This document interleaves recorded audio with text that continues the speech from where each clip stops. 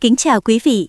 Năm 2021, tại Thánh địa Dharamsala, nơi vang vọng năng lượng giác ngộ của Đạo Phật và là trú xứ thiêng liêng của Đức Đạt Lai Lạt Ma, một cuộc hội ngộ hiếm có giữa trí tuệ tâm linh và tinh thần khoa học đã diễn ra. Đức Thánh Đức Đạt Lai Lạt Ma đã được mời tham dự buổi đối thoại với các thành viên của Diễn đàn Einstein, một tổ chức danh tiếng tại bang Brandenburg, Đức, được ví như phòng thí nghiệm mở của tâm thức con người. Diễn đàn này khuyến khích sự giao thoa giữa trực giác, lý trí và sáng tạo bằng cách trao học bổng thường niên cho những nhà tư tưởng trẻ xuất sắc, giúp họ vượt ra khỏi giới hạn ngành học ban đầu, mở rộng sang những miền tri thức chưa từng khám phá. Các học giả ấy được lưu trú tại nhà nghỉ mát của Albert Einstein ở Caput, một không gian thấm đậm tinh thần chiêm nghiệm và tự do tư tưởng, nơi từ đó họ dễ dàng kết nối với các viện nghiên cứu và đại học danh tiếng tại Potsdam và Berlin. Sự kiện này không chỉ là một buổi thảo luận mà là cuộc tương kiến giữa hai truyền thống vĩ đại của nhân loại. Một bên là khoa học tìm hiểu vũ trụ vật chất và bên kia là Phật học khám phá vũ trụ nội tâm, cùng soi chiếu để tìm ra chân lý thống nhất giữa tâm và vật, giữa người quan sát và vạn pháp được quan sát. Con người trong suốt hàng ngàn năm vẫn là điều bí ẩn lớn nhất mà chính mình chưa thể hiểu. Chúng ta đã phóng tàu ra khỏi Thái Vương hệ, chia tách hạt vật chất đến tận hạt nguyên tử nhưng vẫn chưa thấu triệt được. Ai là kẻ đang biết tất cả những điều ấy? Con người luôn tự hỏi ta là ai? Có phải ta chỉ là một thân thể bằng xương thịt được cấu tạo từ những nguyên tử nhỏ bé? Có phải ta chỉ là một bộ não biết suy tư giữa vũ trụ vô biên? Hay ta là một dòng tâm thức vô hình đang tạm trú trong thân xác này như kẻ lữ hành vô tận giữa các cõi? Từ hàng ngàn năm, câu hỏi ta là ai vẫn là bí ẩn lớn nhất mà nhân loại chưa giải được.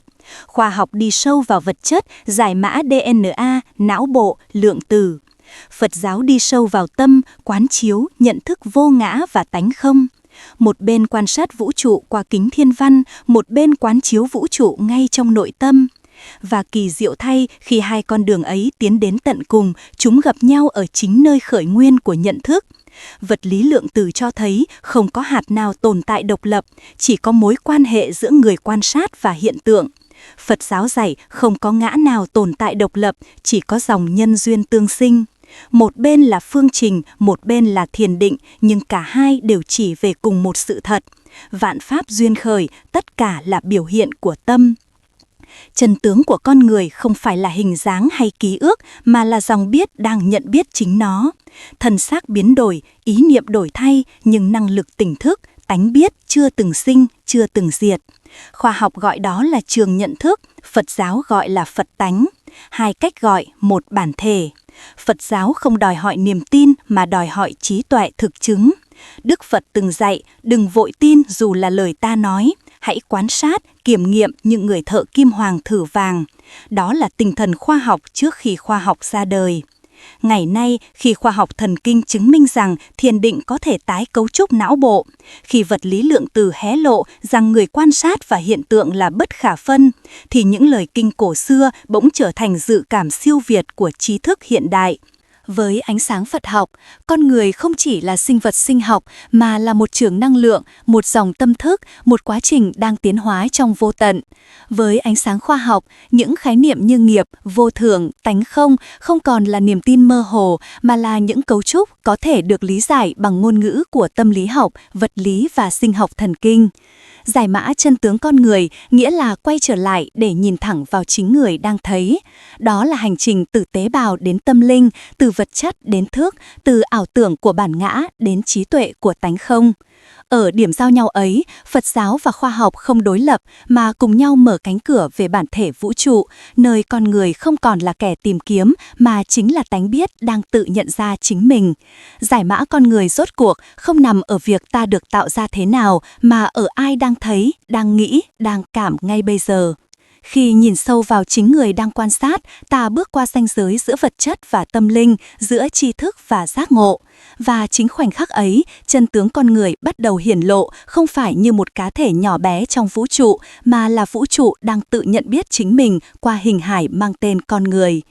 Giáo sư Susan Neiman, giám đốc diễn đàn Einstein, mở đầu buổi đối thoại bằng lời chào trang trọng, tràn đầy hoan hỉ và kính ngưỡng khi được đón tiếp Đức Đạt Lai Lạt Ma, hiện thân của từ bi và trí tuệ sống động giữa thời đại khoa học. Bà bày tỏ đôi chút tiếc nuối vì không thể thỉnh ngài đến tận ngôi nhà của Albert Einstein ở Campus, nơi từng là chốn an trú của một tâm hồn luôn khát khao hòa giải giữa tư duy khoa học và chiều sâu tâm linh. Thay vào đó, bà đã trích đọc một đoạn lời của chính Einstein, người từng nói rằng ông cảm thấy Phật giáo là tôn giáo có thể hòa hợp với khoa học nhất.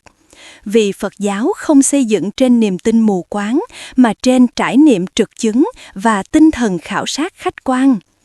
Giáo sư Susan Neiman chia sẻ rằng diễn đàn Einstein được thành lập cách đây hơn 2 thập kỷ rưỡi với mục đích phục hưng tinh thần đối thoại tự do mà Einstein từng gìn giữ. Những cuộc trao đổi về khoa học và tôn giáo, chính trị và công bằng xã hội, tri thức và lòng nhân ái. Bà bày tỏ lòng tri ân sâu sắc đến Siam Gori, một học giả Ấn Độ, người đã khởi xướng và tổ chức nên buổi hội ngộ đặc biệt này cùng Amber Carpenter, triết gia uyên thâm, người đã đảm nhận vai trò điều phối, giúp cho dòng chảy tư tưởng giữa Đông và Tây, giữa trí tuệ quán chiếu và lý tính khoa học được dung hợp một cách tự nhiên và tỏa sáng. Hôm nay, quý vị sẽ được nghe một video đặc biệt nơi Phật giáo được diễn đạt bằng ngôn ngữ của khoa học hiện đại, bằng logic biện chứng và chiều sâu thiền quán. Đây không chỉ là một bài giảng mà là một cây cầu nối giữa trí tuệ cổ xưa và tri thức tương lai, giữa tánh không của Phật học và trường lượng tử của vũ trụ. Video này là món quà tâm linh từ một hành giả, một nhà nghiên cứu, một người tu hành theo hướng Phật giáo khoa học, đồng thời là một dịch giả mà nhiều vị đã quen biết qua những bản dịch uyên áo các bài giảng của Thánh Đức Đạt Lai Lạt Ma. Nhiều người từng hỏi ông ấy là ai, chúng tôi cũng chỉ biết rằng hữu duyên được gặp ông. Một lần ông chỉ mỉm cười và nói, nếu cần một cái tên, hãy gọi đệ tử là Vô Thường Trí. Đối với ông ấy, ai trên thế gian cũng là thầy của mình. Nhưng chúng tôi tôn kính ông như một bậc đạo sư của mình, như ngọn đèn soi rọi giao điểm giữa khoa học và giác ngộ, nơi tri thức nhân loại cúi đầu trước trí tuệ của tánh không. Xin mời quý vị tĩnh tâm mình, mở rộng tâm trí và lắng nghe video Phật giáo khoa học đặc biệt này, nơi chân lý khoa học được cất lên bằng ngôn ngữ của ánh sáng và từ bi. Thưa chư vị, các nhà khoa học ngày nay dần nhận ra một chân lý mà Đức Phật đã thuyết từ hơn 2.000 năm trước. Con người không thể tồn tại biệt lập. Chúng ta là những sinh thể xã hội. Sự sống còn, hạnh phúc và tiến hóa của mỗi cá nhân đều gắn chặt với sự thịnh vượng của cộng đồng. Chính mối liên hệ mật thiết này đã được di truyền trong cấu trúc não bộ và tâm thức, khiến chúng ta tự nhiên cảm nhận được niềm vui khi giúp đỡ người khác. Vì thế, nuôi dưỡng hạnh phúc của cộng đồng cũng chính là bồi đắp hạnh phúc cho chính mình. Đây không chỉ là lời dạy đạo đức mà là một định luật sinh học và tâm lý học. Trong bối cảnh ấy, ngày càng nhiều nhà khoa học quay về khảo sát cội nguồn của an lạc nội tâm, nhận ra rằng hạnh phúc không thể được mua bằng vật chất mà nảy sinh từ sự quân bình tinh thần. Những trở ngại thật sự không nằm bên ngoài mà xuất phát từ bên trong, từ những làn sóng cảm xúc tiêu cực như sân hận, đố kỵ hay si mê. Khi cơn giận khởi lên, trường năng lượng tâm thức lập tức bị rối loạn. Dùng võ não trước trán, trung tâm điều hành lý trí và từ bi ức chế khiến an lạc nội tâm tan biến. Ngược lại, khi tâm khởi lòng từ bi, hệ thần kinh phó giao cảm được kích hoạt, nhịp tim ổn định, não tiết những chất dẫn truyền thần kinh của hạnh phúc. Từ bi không chỉ là một phẩm tính đạo đức mà còn là một năng lượng chữa lành thực nghiệm được khoa học xác chứng. Nó là thuốc giải tối thượng cho sân hận như nước mát dập tắt ngọn lửa, trả lại cho tâm thức sự sáng suốt và an nhiên vốn có. Trong suốt hàng ngàn năm, văn minh Ấn Độ đã duy trì một truyền thống đạo đức kỳ dĩ, bất bạo động và từ bi. Hai dòng suối tâm linh nuôi dưỡng nền triết học và tôn giáo của đất nước này. Tinh thần ấy không chỉ là một quy tắc ứng xử mà là kết tinh của trí tuệ nội quán, phát sinh từ sự hiểu biết rằng mọi hữu tình đều mong cầu hạnh phúc và sợ hãi khổ đau như nhau. Chính lòng trắc ẩn ấy trở thành sợi dây liên kết các loài trong mạng lưới sinh mệnh, khiến cho hành vi không gây hại không còn là lý tưởng xa rời mà là nền tảng sinh tồn của nhân loại. Trong truyền thống Phật giáo, từ bi không được gieo trồng bằng niềm tin mù quáng mà bằng trí tuệ phân tích và kinh nghiệm nội chứng. Đức Phật đã chỉ dạy, chớ tin chỉ vì nghe kể, cũng chớ tin chỉ vì truyền thống, mà hãy quan sát, phân tích và tự mình chứng nghiệm như người thợ kim hoàng thử vàng. Chính tinh thần khảo nghiệm chân lý bằng lý trí và thiền định ấy đã khiến Phật giáo trở thành một khoa học của tâm thức, nơi thực nghiệm không bằng dụng cụ vật chất mà bằng năng lực quán chiếu của chính tâm. Từ Ấn Độ cổ đại đến Tây Tạng, truyền thống này đã được gìn giữ và phát triển thành một hệ thống tri thức logic, phân tích và thiền định rất tinh tế. Các bậc luận sư không xem niềm tin là cùng đích mà là khởi điểm cho sự thể nghiệm trực giác. Điều này phù hợp một cách tự nhiên với tinh thần khoa học hiện đại, bởi cả hai đều dựa trên quan sát, lý luận và bằng chứng, chỉ khác ở chỗ khoa học hướng ra ngoài để khám phá thế giới vật chất, còn Phật học hướng vào trong để khám phá bản thể của tâm và nhận thức. Và khi hai con đường này gặp nhau, ngoại giới và nội tâm, hiện tượng và bản thể, thì một khoa học toàn triệt về thực tại có thể được hình thành, nơi từ bi trở thành năng lượng đạo đức và trí tuệ trở thành ánh sáng khai mở chân lý. Bởi vì Đức Phật đã thuyết pháp cho chúng sinh với căn cơ, trình độ và tâm tính sai biệt trong những hoàn cảnh không đồng nhất, nên những lời dạy của Ngài cần được quán chiếu với tuệ giác phân biệt. Không phải tất cả những gì được thốt ra đều mang ý nghĩa tuyệt đối, mà tùy vào căn cơ, Đức Phật đã phương tiện dẫn dắt bằng nhiều tầng cấp của chân lý. Chính vì vậy, các bậc luận sư vĩ đại tại Đại học Nalanda nối tiếp truyền thống của Ngài Long Thọ, Ngài Thánh Thiên, Ngài Nguyệt Xứng, Ngài Pháp Xứng và nhiều bậc đại trí khác đã phát triển một phương pháp phân tích giáo pháp bằng lý luận tinh tế. Các ngài chia kinh điển thành hai loại lời dạy. Những lời dạy có nghĩa quyết định, chỉ thẳng chân lý tối hậu, tức là tánh không, bản thể vượt ngoài mọi khái niệm. Những lời dạy cần được diễn giải là phương tiện thiện xảo, Đức Phật dùng để dẫn dắt tâm phàm đến gần chân lý, nhưng không nên chấp giữ như thật tướng tuyệt đối. Nhờ tinh thần ấy, truyền thống Nalanda đã xây dựng một nền triết học Phật giáo dựa trên luận lý, thực nghiệm và chứng ngộ, hoàn toàn tương hợp với tinh thần khoa học hiện đại, không chấp nhận điều gì chỉ vì tôn kính mà phải được khảo nghiệm qua lý trí và kinh nghiệm trực tiếp. Nhấn mạnh rằng tinh thần Nalanda là tinh thần phân tích, không phải tín ngưỡng. Chính nhờ vậy mà Phật giáo trở thành một hệ thống tri thức sống động, luôn mở rộng để đối thoại cùng khoa học chứ không khép kín trong tôn giáo.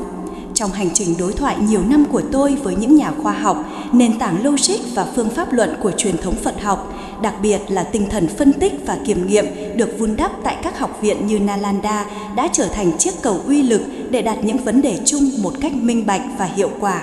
Từ khởi điểm đó, ta thấy có hai hướng hội tụ rõ rệt. Thứ nhất, có thể nhận thấy những điểm tương ứng vi diệu giữa một số khái niệm cốt lõi của triết học Phật giáo cổ điển và các phát hiện nền tảng trong vật lý lượng tử hiện đại. Có một vùng giao thoa rất tinh tế giữa tánh không của Phật học và nguyên lý quan sát của vật lý lượng tử. Khi Đức Phật giảng về tánh không, Ngài chỉ rõ ràng mọi hiện tượng không mang tự tánh độc lập mà chỉ tồn tại trong mối quan hệ tương duyên, tức là chúng hiện hữu tùy thuộc vào điều kiện và tâm nhận thức. Không có một pháp nào tồn tại tự thân mà chỉ có sự vận hành của nhân duyên. Cái này có thì cái kia có, cái này diệt thì cái kia diệt. Thật kỳ diệu khi hơn 2 thiên niên kỷ sau, vật lý lượng tử cũng bắt đầu chạm đến cái trống rỗng sáng tạo ấy của thực tại. Thế giới lượng tử không còn là tập hợp những hạt vật chất cứng chắc mà là một trường khả năng, nơi hạt và sóng chỉ là hai biểu hiện của cùng một bản thể không xác định. Sự tồn tại của một hạt không thể tách rời hành vi quan sát, bởi chính hành động đo lường đã khiến trạng thái chồng chập của hạt sụp đổ thành hiện thực cụ thể. Nói cách khác, người quan sát và hiện tượng được quan sát không thể tách lìa nhau. Đây chính là điều mà Phật học từ lâu đã gọi là duy thức tương giao, nơi cảnh giới và tâm thức đồng khởi, đồng hiện. Tuy nhiên, sự hồi tụ này mang tính tương đồng khái niệm và phương pháp, chứ không phải sự đồng nhất nội dung. Vật lý lượng tử sử dụng ngôn ngữ toán học và thực nghiệm để mô tả hiện tượng vật lý khách quan, trong khi Phật học vận hành ngôn ngữ nội quán để khám phá bản thể tâm thức và chi nhận. Một bên khảo sát từ ngoài vào trong, bên kia từ trong ra ngoài, nhưng cả hai đều gặp nhau ở ranh giới, nơi thực tại tuyệt đối không thể nắm bắt bằng ngôn từ. Sự song hành này mở ra một diễn cảnh lớn. Khi khoa học khám phá tới giới hạn của vật chất thì Phật học khai mở cửa ngõ của tâm. Hai con đường ấy nếu cùng khiêm tốn và thành thật có thể soi sáng cho nhau để con người hiểu rằng thế giới không phải là một thực thể rắn chắc tách biệt mà là một mạng lưới tương duyên nơi tâm và vật, chủ thể và đối tượng đồng sinh và đồng diệt trong một tánh không bất nhị. Đây là điểm giao thoa cực vi diệu giữa minh triết Phật Đà và nhận thức lượng tử nơi mà tánh không của Trung Quán và nguyên lý bất định của Heisenberg cùng hé mở một điều thực tại không cố định mà tùy thuộc vào tâm, vào sự quan sát. Nguyên lý bất định chính là vạn pháp duy tâm tạo. Trong thế kỷ 20, khi nhà vật lý Heisenberg đã công bố nguyên lý bất định, một khám phá đã làm lung lay tận gốc nhận thức cổ điển về thế giới vật chất. Theo đó, không thể đồng thời biết chính xác cả vị trí và động lượng của một hạt. Càng xác định vị trí, động lượng càng trở nên mơ hồ. Càng đo động lượng, vị trí lại mất đi tính xác định. Điều này không chỉ là giới hạn của kỹ thuật đo lường, mà phản ánh tự tính bất khả định của bản thể lượng tử, nơi vật không còn là một thực thể độc lập, mà là một xác suất tồn tại, chỉ hiện hữu khi có tâm quan sát can dự vào. Heisenberg đã viết, điều chúng ta quan sát trong tự nhiên không phải là bản thân tự nhiên, mà là tự nhiên hiện ra qua phương pháp đặt câu hỏi của chúng ta. Câu nói ấy vang vọng như tiếng vọng của lời Phật dạy trong kinh. Tâm như người thợ vẽ, vẽ ra mọi hình sắc trong năm uẩn, không một pháp nào trong thế gian mà tâm không tạo. Trong cái nhìn của Phật học duy thức, người quan sát, đối tượng được quan sát và hành vi quan sát, ba thứ ấy đồng khởi và bất khả phân. Điều này tương ứng kỳ lạ với lượng tử học, nơi hạt và sóng, người quan sát và hiện tượng, thực tại tiềm năng và hiện thực hóa không thể tách biệt thành hai. Như vậy, nguyên lý bất định của Heisenberg không làm suy yếu khoa học, mà ngược lại mở ra cánh cửa tâm linh của vật lý, khơi dậy trực giác rằng thực tại không bị trói buộc trong vật chất, mà là một quá trình động phụ thuộc vào sự tương giao giữa tâm và cảnh. Phật giáo đã chỉ điều ấy qua câu ngắn gọn mà sâu thẳm: tất cả pháp đều do tâm tưởng mà hiện. Khi hiểu điều này, ta nhận ra rằng quan sát chính là sáng tạo, và tâm không phải là kẻ thụ động nhìn thế giới, mà là bản thể đồng sáng tạo nên thế giới. Sự gặp gỡ giữa tánh không và nguyên lý bất định không phải để chứng minh bên này đúng hay bên kia sai, mà để mở ra một tầm nhìn bất nhị. Thực tại không nằm ở phía vật, cũng chẳng ở phía tâm, mà ở ngay trong mối duyên sinh giữa cả hai, nơi tâm chiếu soi, cảnh liền hiển hiện rồi cùng tan vào chân không sáng tỏ vô biên. Thứ hai, trong nhiều thập niên gần đây, cộng đồng khoa học thực nghiệm đã dịch chuyển mạnh mẽ về phía nghiên cứu hoạt động nội tâm, nghiên cứu cách thiền và thực hành tâm linh tác động lên não bộ, cảm xúc và hành vi. Các nghiên cứu thần kinh học chỉ rõ rằng thực hành thiền định thay đổi mạng lưới chú ý, điều hòa cảm xúc và cấu trúc điện hoạt não liên quan đến sự tự nhận thức và điều hòa cảm xúc. Những phát hiện này tạo ra một ngôn ngữ chung để mô tả những hiệu ứng mà truyền thống Phật giáo đã mô tả bằng ngôn ngữ nội chứng để nối kết lý thuyết với thực nghiệm. Một bước tiến quan trọng là phương pháp của Francisco Varela đề xuất rõ ràng cách kết hợp dữ liệu bên ngoài, hình ảnh não, hành vi với báo cáo kinh nghiệm bên trong có cấu trúc từ thực hành thiền nhằm biến kinh nghiệm trực chứng thành dữ liệu khoa học có thể phân tích. Một bước tiến quan trọng là phương pháp của Francisco Varela đề xuất rõ ràng cách kết hợp dữ liệu bên ngoài, hình ảnh não, hành vi với báo cáo kinh nghiệm bên trong có cấu trúc từ thực hành thiền nhằm biến kinh nghiệm trực chứng thành dữ liệu khoa học có thể phân tích. Phương pháp này chính là nền tảng phương pháp luận mà tôi đã dựa vào khi thảo luận với các nhà khoa học, tôn trọng cả bằng chứng bên trong lẫn bằng chứng bên ngoài. Hơn nữa, cụ thể về cảm xúc và an lạc nội tâm, các nghiên cứu hệ thần kinh đã cho thấy thiền và can thiệp chánh niệm có thể làm giảm phản ứng của amygdala với các kích thích gây stress, tăng kết nối giữa dùng võ trước trán và dùng điều hòa cảm xúc khác. Điều này phù hợp với mô tả Phật giáo rằng lòng từ bi và tỉnh giác trực tiếp dập tắt nguồn gốc sinh khởi sân giận và phiền não. Những kết quả này không chỉ là gợi ý mà đã được lặp lại trong nhiều thí nghiệm độc lập. Kết luận thực dụng mà tôi rút ra khi đối thoại với cộng đồng khoa học là cần sự khiêm tốn phương pháp, thừa nhận nơi hội tụ những phép so sánh ý nghiệm và nơi khác biệt về ngôn ngữ và tiêu chuẩn bằng chứng.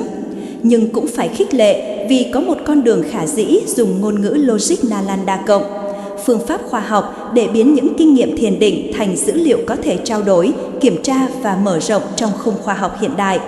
Lòng trắc ẩn chính là cội nguồn sinh học và linh tánh của nhân loại. Các nghiên cứu trong lĩnh vực thần kinh học xã hội cho thấy rằng não bộ con người được lập trình cho lòng trắc ẩn, bản tánh thiện từ nguyên sơ. Ngay từ khi mới sinh, trẻ sơ sinh đã có khả năng phản ứng trước tiếng khóc của người khác. Biểu hiện phản chiếu cảm xúc, một chức năng bắt nguồn từ hệ thần kinh gương, được phát hiện lần đầu ở Đại học Bắc Ma Ý vào những năm 1990.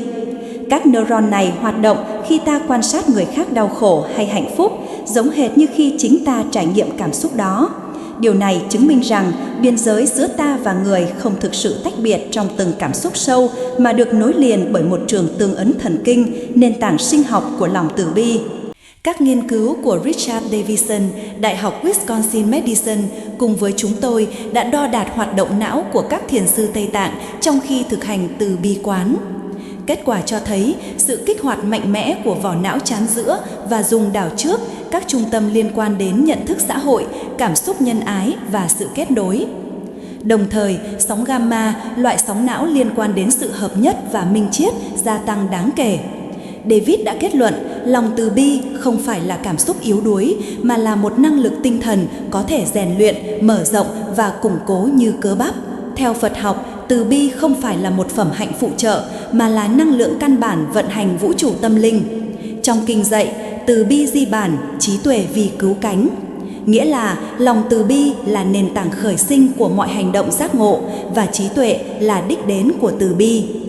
Từ góc nhìn năng lượng, mỗi khi ta khởi tâm thương yêu, trường sinh học quanh ta thay đổi tức thì. Các phép đo bằng máy móc trong nghiên cứu của Diện Hớt-Mát ở Mỹ đã cho thấy khi con người khởi tâm từ bi, tần số dao động của tim trở nên nhịp nhàng, hài hòa và đồng bộ với trường điện tử xung quanh. Trường này có thể lan rộng đến vài mét, thậm chí ảnh hưởng đến người khác, giống như trường cộng hưởng từ bi. Điều đó khớp hoàn toàn với giáo lý Phật Đà.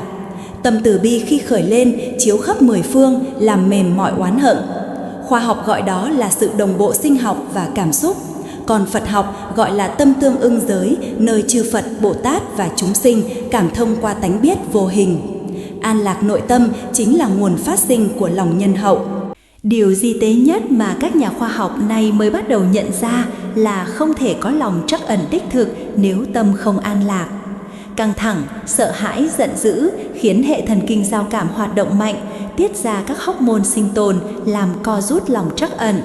Ngược lại, khi thiền định và tâm an tĩnh, hệ phó giao cảm chiếm ưu thế, tim đập chậm, nhịp não điều hòa, thần tâm mở rộng, đó chính là nền sinh lý của lòng nhân hậu. Nói cách khác, tâm an là mảnh đất, từ bi là hoa nở và trí tuệ là hương tỏa ra khắp pháp giới. Tâm thanh tịnh chính là nền tảng của sự chuyển hóa. Phật giáo dạy rằng tâm vốn thanh tịnh, chỉ vì vô minh che phủ nên mới xuất hiện các dòng vọng niệm, cảm xúc tiêu cực và mê lầm. Tánh thanh tịnh ấy chính là Phật tánh. Nó không sinh, nó đã ở đó từ vô thủy và nó cũng không bao giờ bị diệt. Không cấu, không tịnh, luôn hiện hữu như bầu trời rộng mở, chỉ bị mây vọng tưởng che lấp tạm thời mà thôi. Khi ta nhận ra và thức tỉnh, đó chính là giác ngộ của đạo Phật. Đức Phật từng dạy trong kinh, tất cả chúng sinh đều có Phật tánh, dù bị vô minh che lấp nhưng tánh ấy vẫn không hề mất. Các nhà khoa học thần kinh hiện nay cũng đang khám phá một điều tương tự qua các nghiên cứu về tính khả biến thần kinh. Não bộ không phải là một cấu trúc cố định. Mỗi khi ta thay đổi cách nghĩ, cách nhìn hay khởi lên một tâm niệm thiện lành, mạng lưới thần kinh liền tái cấu trúc, tạo ra đường mòn mới của tỉnh thức và từ bi.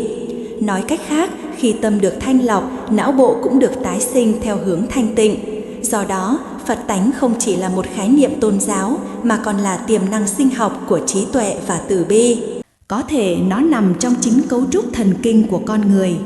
Động lực chính là nhân tố quyết định phẩm chất hành động. Đức Phật đã dạy trong Pháp Cú Kinh, ý dẫn đầu các pháp, ý làm chủ, ý tạo tác.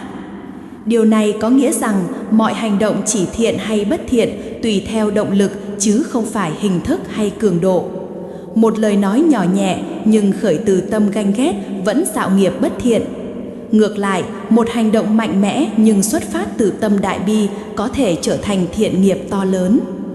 Các nhà tâm lý học hành vi hiện đại như Daniel Goleman cũng xác nhận rằng giá trị đạo đức của hành động phụ thuộc vào ý hướng cảm xúc trước khi hành động.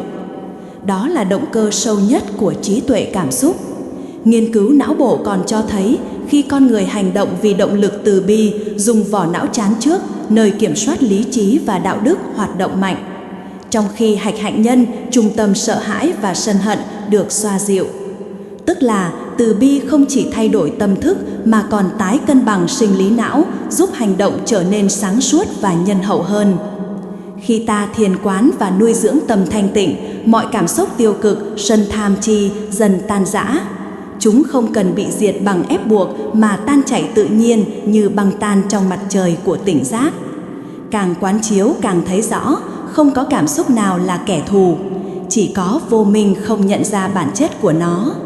Một khi hành giả nhận ra rằng mọi tâm hành chỉ là sống động trên mặt tánh biết thì không còn gì để đối kháng, chỉ có sự buông lỏng trong nhận biết sáng suốt. Đó chính là tự do nội tâm, nền tảng của đại trí và đại bi. Từ thập niên 1980, các cuộc đối thoại giữa chúng tôi và giới khoa học đã trở thành chiếc cầu nối giữa Phật học và khoa học thần kinh. Các nhà khoa học từng xem tâm chỉ là sản phẩm phụ của hoạt động não, nay bắt đầu nhận ra tâm có thể tái cấu trúc chính bộ não. Đây là bước ngoặt của khoa học nhận thức hiện đại. Những nghiên cứu tiên phong của Richard David từng cho thấy khi các hành giả Tây Tạng nhập định quán từ bi hay thiền an trú, sóng gamma trong não của họ dao động đồng bộ và mạnh mẽ hơn bất kỳ đối tượng nào từng được ghi nhận. Điều này chứng minh rằng từ bi và chánh niệm không chỉ là khái niệm đạo đức mà là trạng thái năng lượng thực có khả năng làm thay đổi cấu trúc và chức năng của não bộ, hiện tượng mà khoa học gọi là tính dẻo thần kinh. Các tu viện Tây Tạng được tái lập ở Nam Ấn như Tripan, Sera, Ca Đừng đã trở thành những trung tâm học thuật song hành giữa triết học Phật giáo và khoa học tự nhiên. Tại đây, chư tăng được đào tạo bài bản về vật lý, sinh học và tâm lý học hiện đại, song song với biện luận triết học truyền thống. Đây không chỉ là sự trao đổi tri thức mà là sự hợp nhất hai cách tiếp cận chân lý, phương pháp quán chiếu nội tâm và phương pháp quan sát khách quan. Trong mối tương giao ấy, chúng tôi thường nhấn mạnh khi khoa học chứng minh điều gì mâu thuẫn với truyền thống, ta nên sẵn sàng điều chỉnh. Bởi chân lý không thuộc về niềm tin mà thuộc về sự thực chứng. Khi được hỏi về cách nhìn nhận sự vận hành của nghiệp trong mối liên hệ với khoa học, tôi xin kiến giải như vậy. Nghiệp theo nghĩa gốc là hành động của thân, khẩu, ý luôn diễn ra và biến đổi từng sát na. Nghiệp không phải là một thực thể cố định mà là mức trường năng lượng của mỗi người do chuỗi hành vi liên tục trong dòng sống vô thường, lúc tăng, lúc giảm, tùy thiện nghiệp hay ác nghiệp. Có người mang mức trường năng lượng thiện lành rất cao, đó chính là những bậc thánh công đức sâu dày hoặc những người đại hiếu. Hay có những người sống ở đời mà tâm từ bi luôn tỏa sáng. Bao nhiêu con người đã được họ cứu giúp mà không mong cầu bất cứ điều gì.